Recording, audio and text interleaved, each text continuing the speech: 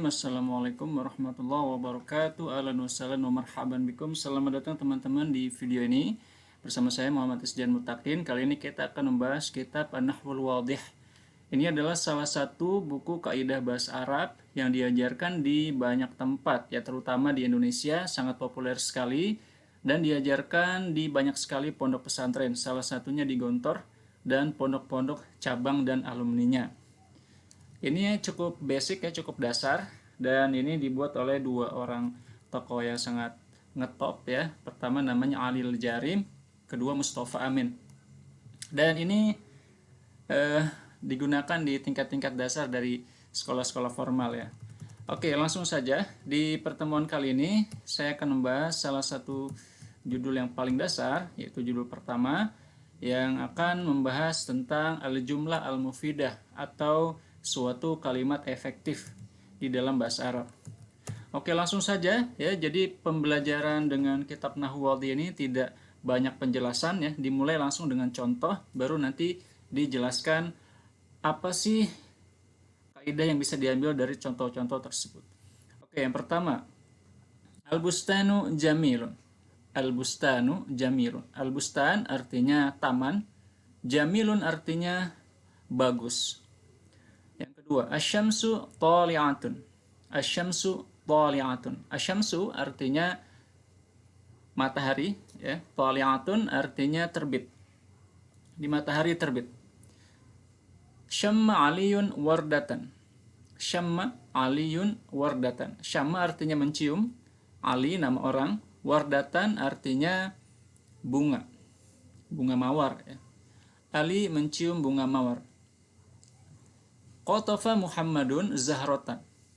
Qatafa artinya mencabut, memetik. Muhammadun nama orang Muhammad. Zahratan artinya apa? Bunga.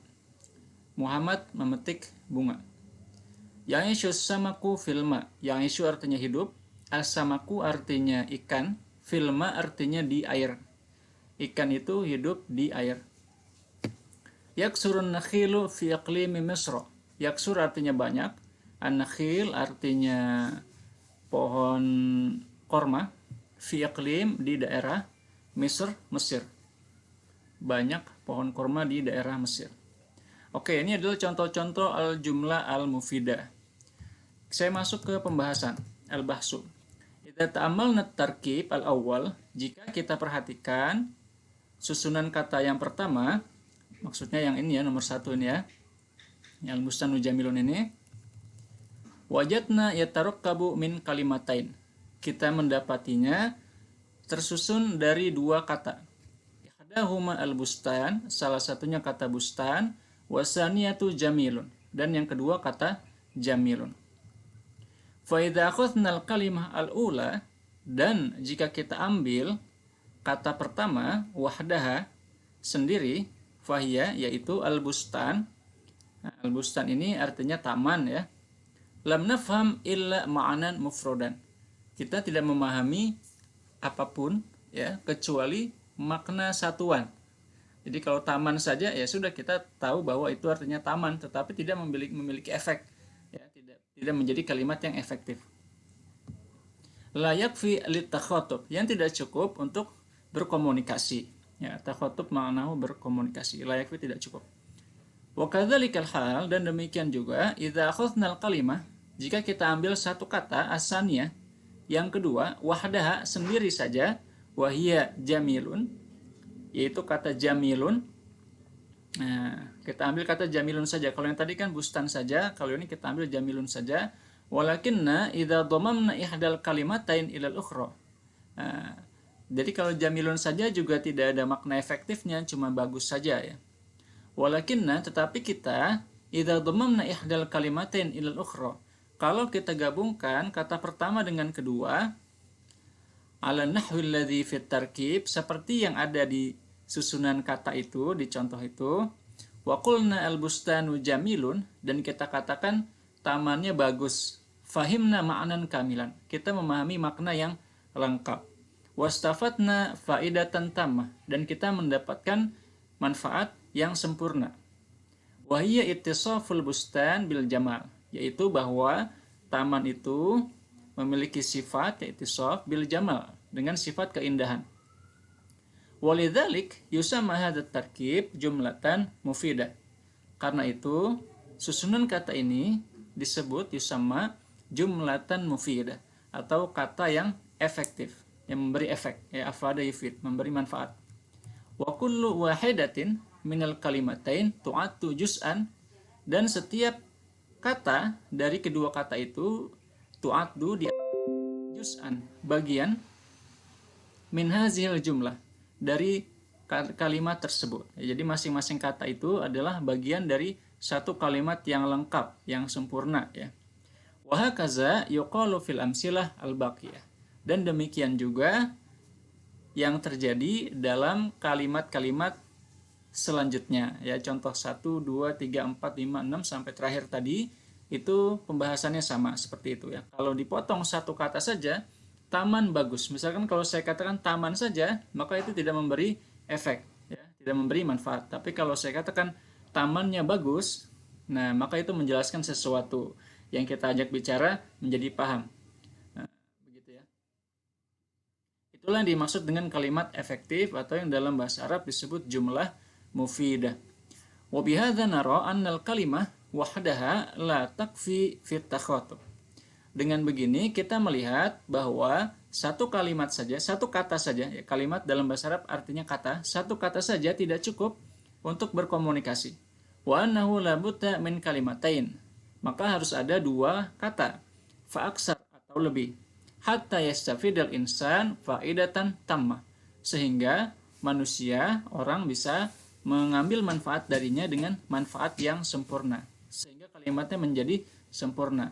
Wa amma nahwa kum. Nah, sedangkan ada beberapa kata yang dia memang satu kata, seperti berdiri. Nah, kemudian ijlis, duduklah. Takalam, bicaralah. Mimma zahiruhu annahu kalimatun wahidah, yang tampak bahwa dia itu satu kata, kafiyah fit takhatub, seolah satu kata itu cukup untuk berkomunikasi. Falaysa fil haqiqati bi kalimatin wahidah. Tetapi pada hakikatnya itu bukan satu kata. Wa innama huwa jumlatun murakkabatun min kalimatain. Tetapi sesungguhnya dia adalah suatu kalimat yang disusun dari dua kata. Ihdahuma malfuzah, satu kata diucapkan, wahiyakum, yaitu kata kum. Nah, kum ini dari kata qoma yakum, artinya berdiri, ya. Jadi kalau saya katakan kum, berarti berdirilah. Nah, kum itu satu kata, tetapi sebenarnya ada kata lain yang tidak diucapkan tetapi dipahami oleh kedua orang yang sedang berkomunikasi. Apa itu?